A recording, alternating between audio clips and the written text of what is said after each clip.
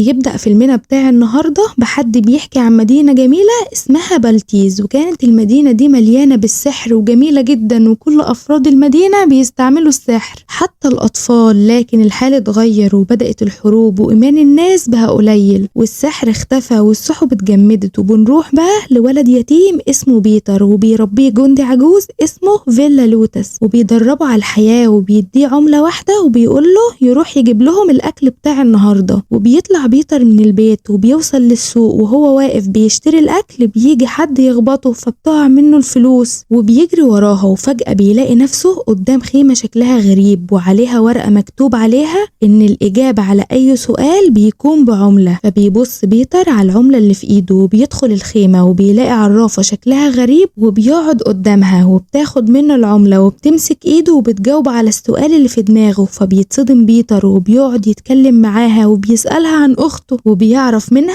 إنها لسه عايشة، وبتقوله العرافة عشان يلاقيها لازم يمشي ورا الفيلة. وبيروح بيتر لفيلا لوتس من غير عشاء وبيبقى زعلان إنهم مش هيتعشوا بسبب بيتر، وبيسألوا بيتر عن أخته فبيقوله فيلا إن أخته وأمه ماتوا وهو أنقذه، وبيألف قصة من وحي خياله. وبعدين بيقول لبيتر إنها كانت قصة من وحي خياله والفيلة كمان ملهاش وجود زي القصة دي. وبنروح بقى لجيران بيتر وهم مش عارفين يتعشوا بسبب مشي بيتر، فبيطلع جار بيتر ويتكلم معاه فبيحكي له بيتر على اللي عمله وبيقول له عن العرافة والفيلة. فبيدخل جار بيتر تاني البيت وبيبقى زعلان على حال بيتر. وبنروح بقى لمكان تاني وبيبقى فيه عرض مسرحي الساحر، بس الساحر ده بيبقى فاشل شوية، فبيقرر انه هيجرب تعويذة قوية وعملها على واحدة من الجمهور، والتعويذة دي هتحيي كل حاجة ميتة في بلتيز. وفجأة بتظهر الفيلة وبتقع عليهم من السقف. وبنروح بقى لبيتر وهو نايم وكان بيحلم بأخته، وبيصحى وبيخرج من البيت عشان يروح للعرافة بس مش بيلاقيها، وبيسأل على الخيمة فبياع السمك بيقوله ان مفيش خيمة كانت موجودة هنا اصلا. وبيسمع بيتر الناس بيتكلموا عن الفيلة وبيتصدم وبيصدق كلام العرافة، وبيطلع بيتر يجري وبيبقى فرحان انه خلاص هيلاقي اخته. وبيشوف بيتر جاره متيان وهو بيقرا الاخبار عن الفيلة، وبيتر بيقوله ان الفيلة محبوسة ولازم يحارب عشان يطلعها، وبيقوله جاره ان هو هيساعده. وبيطلع بيتر لفيلا لوتس وبيقوله ان الفيلة ظهرت لكنه بيعترض على كلام بيتر، وبيقوله بيتر انها حية وهو هيدور عليها، وكان قصده هنا ان اخته هي اللي حية. وبنروح بقى للساحر الفاشل وهو في السجن، وبتيجي الست العجوزة اللي طلعت على المسرح وبتقوله ان هو فاشل وهي هتعمل كل حاجة عشان يفضل في السجن. وبنشوف بقى الكابتن متيان جار بيتر وهو رايح القصر وبيسألهم عن الفيلة لكنهم بيقولوا له انهم هيدمروها، وبتقول الكونتيسة انها هتفكر في حل وممكن تضحي بالفيلة عشان سلامة مدينتها. فبيتصدم متيان وبيفكر متيان وبيقرر ان هو هيروح للملك عشان ينقذ الفيلة، وبيبعت جواب للملك، والملك بتاعنا عشان جدع بيقرر ان هو يجي بلتيز. فبيفرح متيان جدا وبيجري وبيروح القصر وبيقول لهم ان الملك قرر ان هو يجي يشوف الفيلة. وبنروح بقى لبيتر وهو بيتسلل للقصر وبيشوفوا متيان وبياخدوا وبيدخلوا لحفلة استقبال الملك، والملك بيجي وبيطلعوا الفيلة اخيرا عشان الناس تشوفها، وبتبقى الفيلة جميلة قوي والكل بينبهر قد ايه هي جميلة. وفجأة بتتعصب الفيلة ان في حاجة في عينيها وبيخاف منها الناس وبيطلعوا يجروا، وبيبقى الجنود هيضربوها بالنار. فبيمنعهم بيتر بسرعة وبيقرب من الفيلة وبيهديها وبيحط على عينيها اللي بتوجعها منديل فيه مية، فالفيلة عينيها بترتاح وبيقرب منها بيتر المية عشان تشرب. فبترش الفيلة على نفسها المية وبيبقى كل الناس مبسوطين قوي بيها وبيسقفوا لبيتر على شجاعته. وبتيجي الكونتيسة وبتشكره وبتقوله انها عاوزاه يفضل معاهم في القصر عشان ياخد باله من الفيلة. فبيقول بيتر للكونتيسة انه عاوز الفيلة ليه علشان يلاقي اخته، لكن الكونتيسة بتقوله انها خطيرة. وبيجي الملك وبيقوله انه هيديله الفيلة لو عمل 3 مهام مستحيلة لمدة 3 ايام. وبيقول الملك ان اول مهمة القتال، وبيقول ان بكرة هيقاتل بيتر جندي من جنوده. فالناس بتتصدم من كلام الملك، لكن بيتر بيوافق لانه مضطر عشان ياخد الفيلة ويلاقي اخته. وبيديله الملك السيف الذهبي بتاعه، وبيجي متيان وبيقوله انه هو هيعلمه ازاي يستخدمه. وبنروح بقى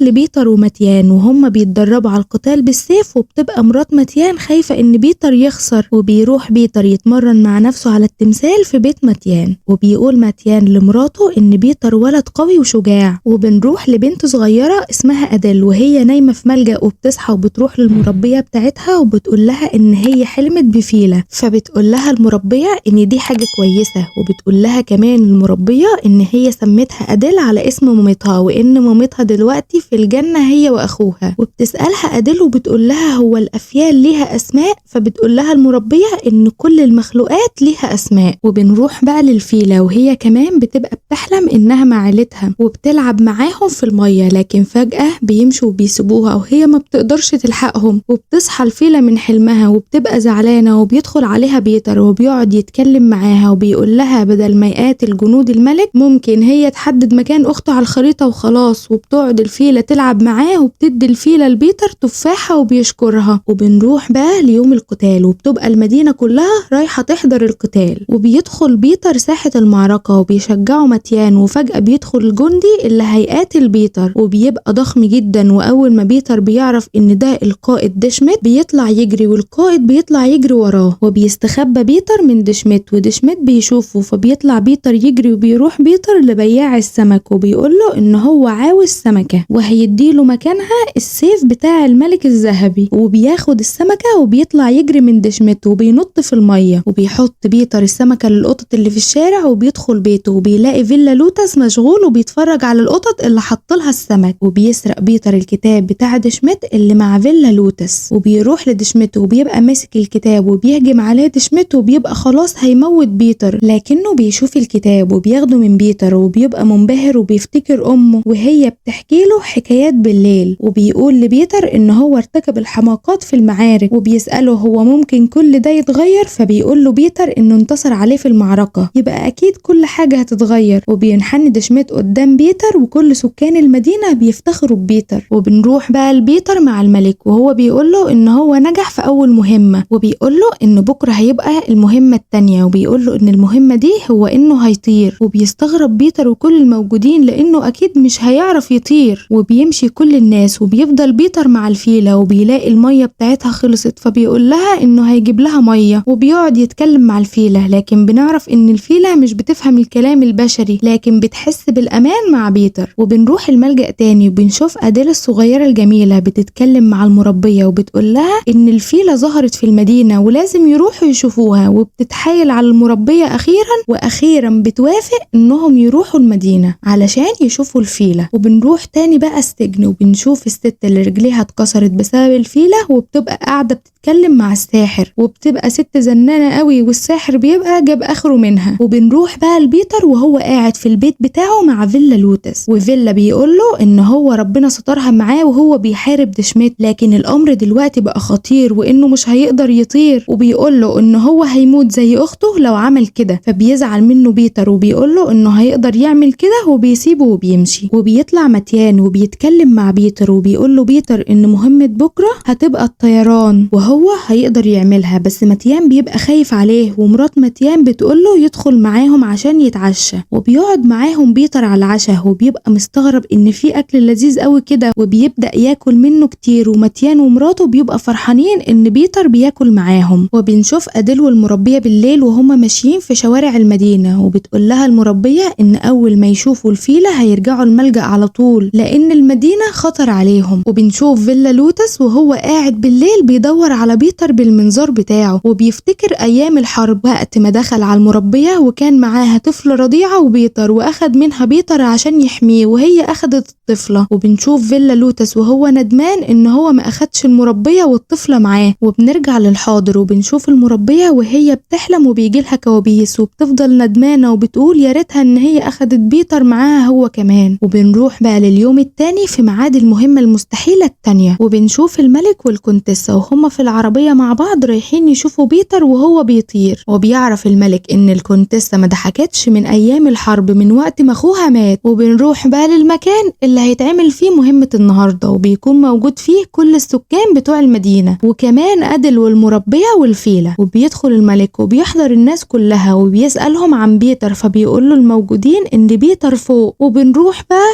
لابننا بيتر وهو واقف في مكان عالي قوي وخايف وبيحاول ان هو يمشي على سطح بيت عالي قوي وبيبقى خايف وهو ماشي، وفجأة بيقع بيتر لكن على اخر لحظة بيقدر يمسك في السطح. وبيبقى كل الموجودين مرعوبين على بيتر وبيبقوا خايفين ان هو يقع على الارض لان هو لو وقع على الارض هيموت، لكن بيتر بيبقى شجاع وبيقدر ان هو يطلع على السطح تاني. وبيوصل بيتر لآخر نقطة على السطح وبيقول لكل الموجودين ان هو دلوقتي هيطير، وبيرمي بيتر نفسه من على السطح وبيبقى خلاص هيقع على الارض، لكن فجأة بيفتح باراشوت وبيطير بيه، وبيبقى كل الموجودين منبهرين قوي وفرحانين ان هو ما وقعش على الارض. وبيبقى الملك وفيلا لوتس فرحانين ببيتر، وبينزل بيتر على الارض وبيسقف له كل الموجودين، وبيقف بيتر قدام الملك وبيقول له الملك ان هو قدر ينفذ تاني مهمة مستحيلة. وبيفكر الملك في المهمة التانية، وهو بيفكر بيحاول ان هو يضحك الكونتيسة لكن ما بيعرفش. فبتيجي فكرة للملك وبيقول لبيتر ان المهمة التالتة المستحيلة ان هو يقدر يضحك الكونتيسة، والكل بينصدم لانهم عارفين ان هي مهمة مستحيلة جدا. والناس بتبدأ تمشي وبتروح أدل الفيلة وبتلمسها وبتسمع بيتر وهو بيكلم الفيلة، فبتقول له ان هي ممكن تألف له نكتة. وبيتكلموا وبتيجي المربية وبتاخد أدل وبتقول لها ان هم طالما شافوا الفيلة يبقى لازم يرجعوا الملجأ. وبنروح بقى بالليل وبنشوف فيلا لوتس وبيتر وهم بيتكلموا، وفيلا لوتس بيبقى زعلان وحزين وبيقول لبيتر ان هو عنده حق وان البنت كانت حية لكن ما قدرش ان هو ينقذها وسابها مع ممرضة وحصل انفجار بعدها. وبيبقى زعلان وهو بيحكي لبيتر انه ما اخدهمش هما الاتنين، وبيعتذر لبيتر ان هو كذب عليه. وبيتر بيمسك ايد فيلا وبيقول له انت متأكد ان انت شفت اخت ميتة؟ ففيلا بيرد عليه وبيقول له ان هو ما شافهاش ميتة. فقال له بيتر يبقى كل حاجة ممكنة. وبيبقى فيلا فخور جدا ببيتر. وبنشوف بيتر وهو قاعد يتدرب طول الليل على نكتة. وبنروح للساحر وهو بيتكلم مع الست العجوزة اللي كسر لها رجلها، وبيقول لها ان هو عمل كده مش عشان اي حاجة، هو عمل كده عشان هما ما كانوش مؤمنين بيه. وبنشوف بقى بيتر وهو قاعد مع الفيلة وبيتكلم معاها وبيقول لها ان هو لقى نكتة حلوة جدا وبتضحك كمان. وبينام بيتر هو والفيلة، وبيحلم بيتر ان هو بيلعب مع الفيلة فوق السحاب. وبنشوف ان الفيلة هي كمان بتحلم وبتشوف في الحلم بتاعها عيلتها. لكن فجأة بيصحى بيتر على صوت ماتيان ومراته بيقولوا له ان ميعاد المهمة التالتة جه. وبيكلم بيتر الفيلة وبيعرف ان هي مفتقدة اهلها جدا، وبيقول لها ان هو هيرجعها لاهلها بعد ما يفوز. وبيقول له الملك ان هو لو شاف الكونتيسة بتضحك في اي لحظة هيمشي هو والفيلة. وبيبدأ بيتر يقول في النكتة لكن بتبقى نكتة عادية جدا ومحدش بيضحك عليها، لكن الكونتيسة بتتظاهر ان هي فهمت النكتة وبتحاول ان هي تضحك. فالملك بيقول لها ان هي مش واخدة الامور بجدية، وبيقول لبيتر ان هو فشل. لكن بيتر بيعترض وبيقول له ان هو لازم ياخد الفيلة مش عشانه، ده علشان الفيلة. وبيقول له ان الفيلة عندها عيلة ولازم تروح لهم. فالملك بيقول له ان هو ما عملش المطلوب منه فمش من حقه ان هو ياخدها، وبيطلب من الجنود بتاعته ان هم ياخدوا الفيلة معاهم وهم ماشيين. فبيجري بيتر عشان يوقف جنود الملك، وفجأة بنشوف الزمن وقف وبنشوف العرافة وهي بتحكي وبتقول ان بيتر تخطى كل ده لوحده وهو وحيد، وبيرجع كل حاجة لطبيعتها. وفجأة الفيلة بترمي المخاط بتاعها على الملك وبتشوف الكونتيسة وبتضحك من قلبها، وكل الموجودين والملك بيضحكوا. وبيقول الملك لبيتر ان هو خلاص كده نجح، وبتقول للكونتيسة ان الفيلة خلاص بقت ليه. والكل بيحتفل وبيبقوا مبسوطين جدا، وبيحتفل بيتر مع الملك. والفيلة بتطلع بيتر على ظهرها، والكونتيسة بتسأل وبتقول ان هم ازاي هيرجعوا الفيلة. فبيقول لها بيتر الساحر هو اللي ممكن يقدر يعمل كده. فبيروحوا للساحر في السجن وبيصحوه، لكن الساحر بيقول لهم ان هو مش هيقدر. فبيقول بيتر للساحر ان هو مؤمن ان هو هيقدر يعمل السحر ده، وان هو الوحيد اللي هيقدر يرجع الامور زي ما كانت. فبيفرح الساحر وبيقرر ان هو هيرجعها. وبنشوف سكان البلدة والفيلة رايحين للمكان اللي هيعملوا فيه السحر اللي هيرجعوها بيها. وبتشوفهم أديل وبتقول للمربية ان في حلمها كانت لازم تمشي ورا الفيلة. فبتوافق المربية وبيروحوا ورا الفيلة. وبنروح بقى لفيلا لوتس وهو بيقرر ان هو هينضم للفيلة وبيتر، وبياخد العصاية بتاعته وبينزل. وبيبدأ الساحر يقول تعويذة على الفيلة، والناس كلها بتبقى متوترة. وفجأة بتختفي الفيلة وبينجح الساحر ان هو يرجعها لعيلتها، وبيبقى كل الناس منبهرة بسحره. وفجأة الشمس بتطلع في المدينة وبترجع الحياة مرة تانية زي الأول. وبتروح أديل تتكلم مع بيتر، وفجأة بتيجي المربية بتاعتها وبتقول لها ان هم لازم يمشوا. والمربية ماشية هي وأديل، بيجي فيلا لوتس يتكلم مع بيتر. فبتشوفه المربية وبتعرف ان هو الجندي اللي اخد منها الطفل، وهو بيقول لها ان هو افتكر انها ماتت. فبتقول له ان هي بتحسبه هو اللي مات. وبيعرف بيتر ان أديل تبقى اخته، وبيبقى فرحان جدا هو وأديل، ومشاعرهم بتبقى متلخبطة. وبتحضنوا أديل وبتبقى المدينة كلها فرحانة بيهم. وبنشوف الساحر وهو بيتأسف للعجوزة على اللي عملوا فيها وبيطلع لها بوكيه من الورد وبتشكره العجوزة، وبنشوف ان المدينة اتغيرت خالص وبقت اجمل من الاول والحياة بقت فيها جميلة. وبنروح بيت متيان وبنشوف فيلا لوتس والمربية وزوجة متيان وأدل وبيتر عايشين مع بعض في سعادة وحب، وبنشوف الفيلة مع أهلها